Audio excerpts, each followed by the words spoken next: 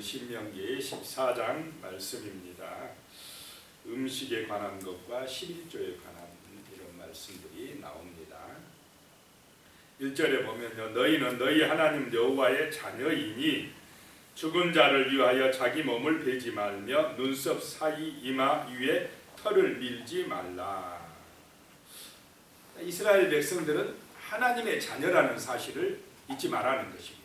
그런데 가나안 땅에 들어가면 이방 민족들은 죽은 자를 위해서, 자기 죽은 조상을 위해서 이 몸을 베거나 막 눈썹 사이 위에 털을 미는 그런 애도의 모습을 보여줬다는 것입니다.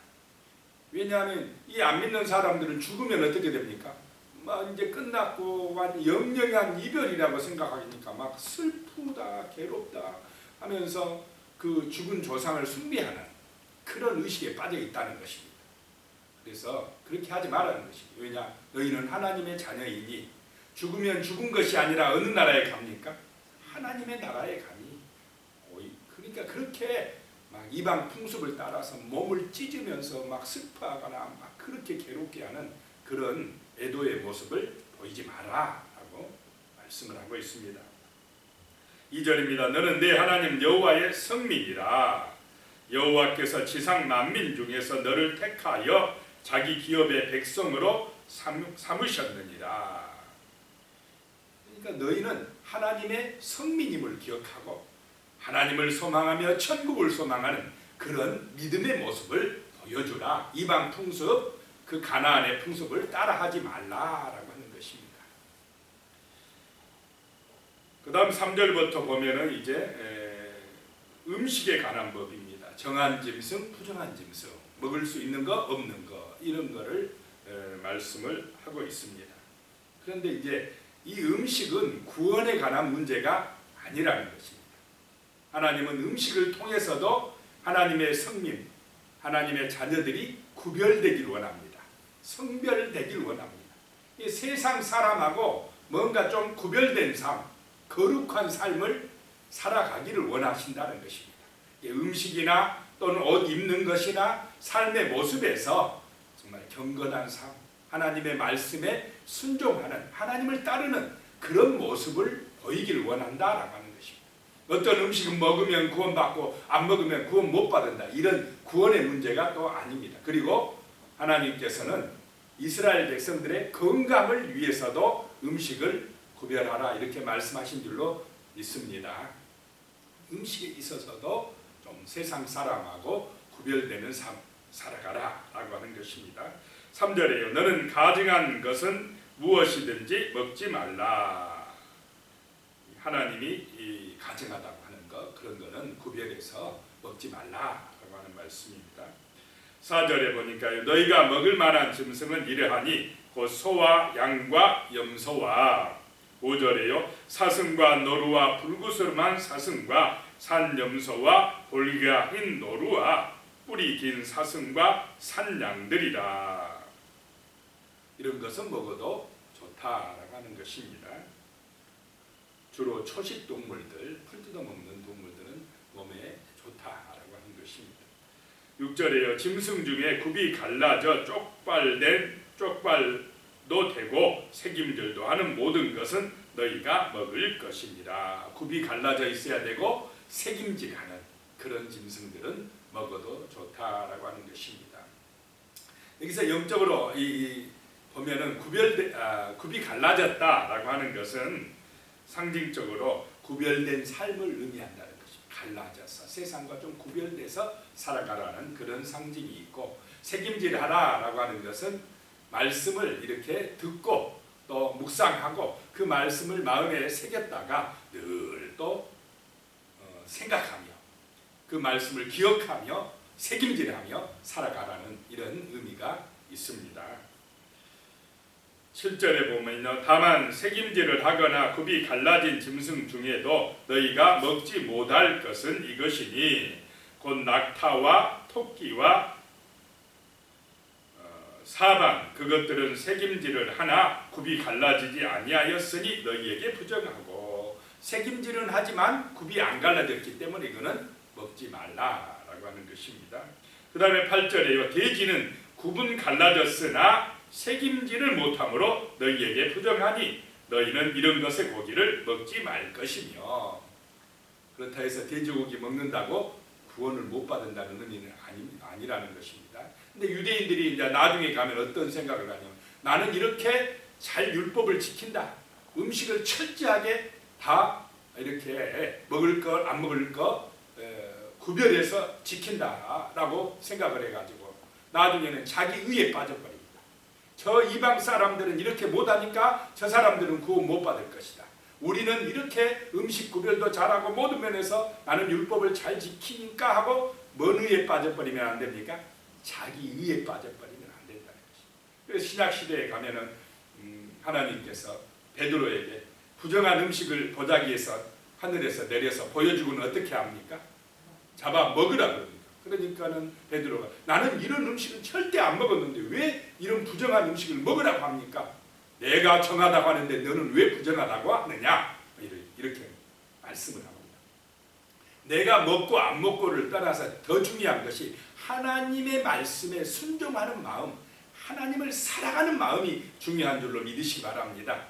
그렇지 않냐고 내 의를 드러내가 내가 이렇게 잘했으니까 하나님도 당연히 나를 구원해야 됩니다. 이렇게 나오면 그것이 하나님 중심이 아니고 내 중심이 되면 문제가 될 줄로 믿으시기 바랍니다.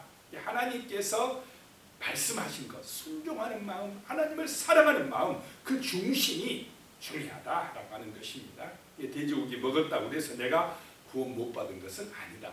다만 좀 절제하는 게 우리 몸의 건강에 좋다라고 하는 것입니다.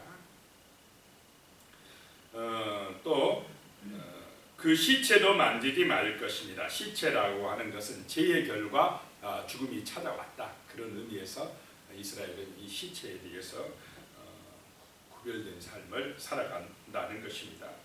9절입니다.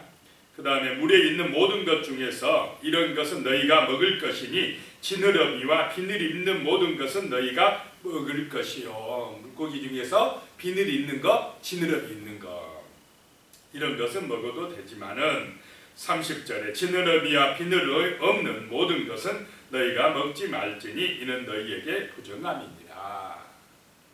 별로 몸에도 안 좋으니라라고 말씀하고 있습니다. 가능하면 먹지 말라라고 하는 것입니다.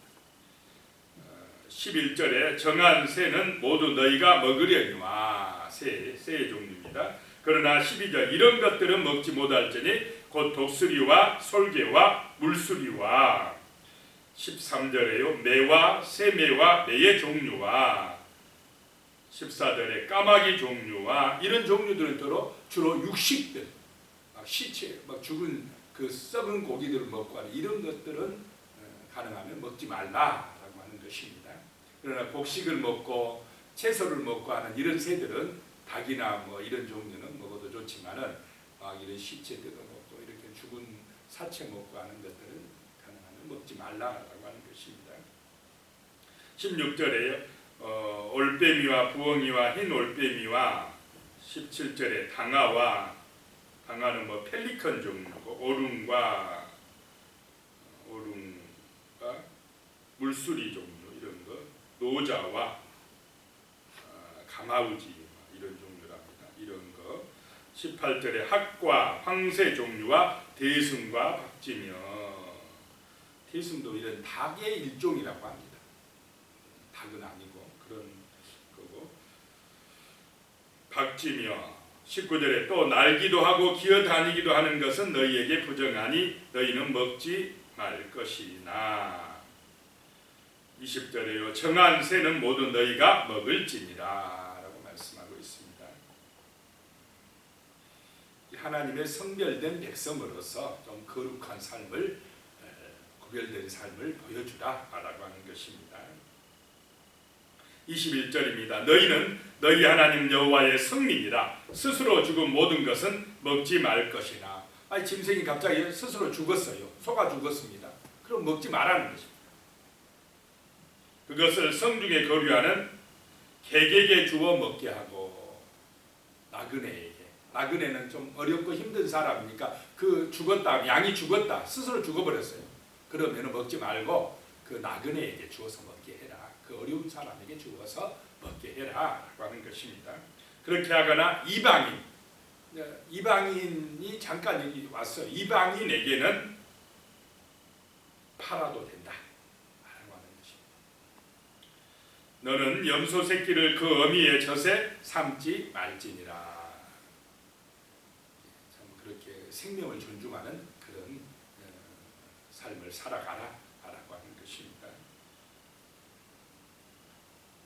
어미 꽁과 또 그 알을 같이 취하지 말라, 이렇게 또 다른 또 말씀에는 나오기도 합니다. 자, 그 다음에는 이제 11조에 대한 말씀이 나오는데요. 22절부터 너는 마땅히 내 매년 토지 소산의 11조를 드릴 것이며, 마땅히 드려라. 매년 토지 소산에서 나오는 그 소출의 11조를 드리라. 토지의 주인이 누구이기 때문에 그렇다는 것입니까? 하나님이시기 때문에 그렇다라고 하는 것입니다. 11조의 근본 정신은 만물의 주인이 누구라고요? 하나님이시다. 내 생명의 주인도 하나님이시고 내 소유의 주인도 하나님이시다. 하나님이 만물을 만드신 창조주이시다라고 하는 이 근본 정신이 있어야만이 하나님 앞에 감사하는 마음으로, 사랑하는 마음으로 11조를 드린다는 것입니다. 근데 11조 드리기가 아깝다 생각이 드는 것은 주인이 누구라고 생각하기 때문에 그렇습니까? 내가 주인이다. 내가 노력해서 번 돈인데 하나님이 복 주셨다는 것을 생각하지 못하는 것입니다. 이 자연 만물뿐만 아니라 내 생명이, 내 시간이, 물질이 하나님이 주권을 가지고 계시다라고 하는 것을 인정하지 아니하고 내 것이라고 생각하기 때문에, 내가 주인이라고 생각하기 때문에 하나님의 말씀에 순종하지 못하고 11조 드리는 것이 아깝다는 것입니다. 그런 자세로 드리면 하나님이 안 받으십니다. 그는 벌써 마음의 중심이 하나님 보시기에 합당하지 않기 때문에 그렇다는 것입니다. 우리의 마음속에 하나님을 사랑하는 마음, 하나님의 주권을 인정하는 마음이 있을 때에 온전히 하나님 앞에 기쁨으로, 자원함으로, 감사함으로 드리게 되는 줄로 믿습니다. 그럴 때에 복이 된다는 것입니다. 하나님의 주권을 인정할 때에 거룩한 백성이 되고 구원받은 백성이 되고 하나님이 지키시고 부족함이 없는 은혜와 복을 내려주실 줄로 믿습니다. 이 11조에는 한 3종류가 있어요. 첫 번째 11조는 그 구별된 백성 레인, 제사장 레인을 섬기기 위해서 드리는 11조가 있고, 그 다음에 두 번째 11조는 절기 때에 하나님의 그 택하신 곳에 가서 드리고 함께 먹고 마시고 가족들과 또 이웃들과 나누는 절기 11조가 있습니다. 그 다음에 하나 또는 매 3년 끝에 저축하는 구제의 11조가 있습니다. 이 11조는 이렇게 한 3종류로 나누어졌습니다. 23절에 나오는 것이 절기 11조입니다. 내 하나님 여호와 본 여호와께서 그의 이름을 두시려고 택하신 곳에서 내 곡식과 포도주와 기름의 11조를 먹으며, 거기 하나님의 성전 있는 곳에 가서 같이 나눠 먹으며, 또 내 소와 양의 처음 난 것을 먹고 내 하나님 여호와 경외하기를 항상 배울 것이니라. 항상 배울 게 뭐라고요? 하나님의 주님이십니다. 그래서 하나님 경외하기를 배우라는 것입니다. 이거는 가르쳐서 의도적으로 지키게 하라는 것입니다. 하나님을 경외하는 삶이 복 있는 삶인 줄로 믿습니다. 그렇게 배우라. 물질에 있어서도 하나님을 경외하는 삶을 배우도록 하라라고 하는 것입니다. 24절에 그러나 내 하나님 여호와께서 자기 이름을 두시려고 택하신 곳이 내게서 너무 멀고 행로가 어려워서 내 하나님 여호와께서 그 풍부히 주신 것을 가지고 갈 수가 없거든. 하나님의 성소가 너무 멀어요. 그래서 이 짐승들을 끌고 가기가, 또 그 곡식들을 이걸 가지고 가기가 너무 힘들 때에는 25절에 그것을 돈으로 바꾸어서 그 돈을 싸가지고 내 하나님 여호와께서 택하신 곳으로 가서 26절에요. 내 마음에 원하는 모든 것을 그 돈으로 사되 소나 양이나 포도주나 독주 등 내 마음에 원하는 모든 것을 구하고 거기 내 하나님 여호와 앞에서 너와 내 권속이 함께 먹고 즐거워할 것이며. 자, 중요한 것이 이 11조, 그 절기 11조를 가지고 가서 여기서 이제 멀면 돈으로 받고 가서 거기 가서 사서 하나님 앞에서 온 가족이 함께 먹고 마시고 즐거워하라는 것입니다.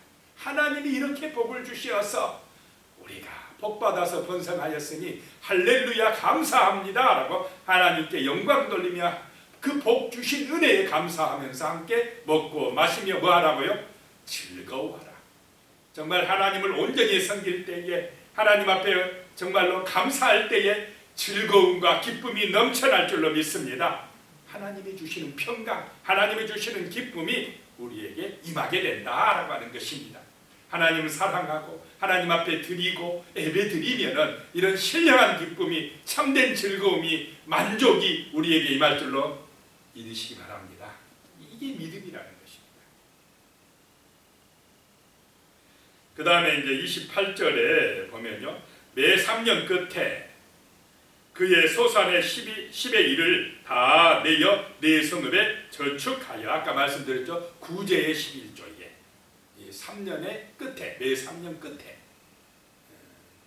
또 11조를 모으라는 것입니다. 이거는 구제의 11조라는 것입니다. 저축했다가 29절에 너희 중에 분깃이나 기업이 없는 레위인과, 레위인은 기업이 없기 때문에 레위인과 또 내성 중에 거류하는 객과 및 고아와 과부들이 와서 먹고 배부르게 하라.